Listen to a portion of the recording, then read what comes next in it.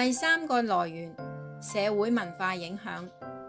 譬如女人就應該相夫教子，唔應該以事業為主呢一個信念。呢個信念被一代一代咁樣傳落嚟。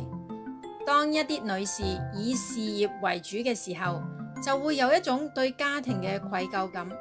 呢種負面動力令到某啲女士喺事業上面唔敢太進取。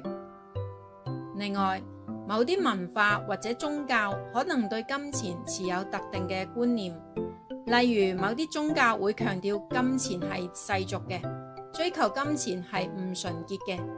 如果一個人喺咁樣嘅環境下面成長，佢就會形成對金錢嘅負面睇法，令佢無意識咁樣推開賺錢嘅機會。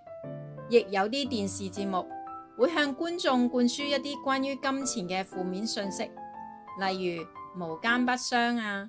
Exactly， 第一堂就係逢商必奸。又或者係將商人嘅形象打造成大奸商，為咗賺錢不擇手段。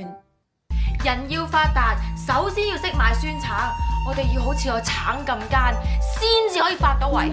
當我哋嘅潛意識吸收咗呢啲信念之後，就會覺得賺大錢就係要不擇手段，為咗唔想成為呢種衰人，就會遠離金錢。以上就係3種常見嘅有毒信念形成嘅原因。你需要揾到你潛意識入邊嘅有毒信念，並且連根拔起咁樣將佢哋移除，你先至能夠輕鬆咁吸引金錢。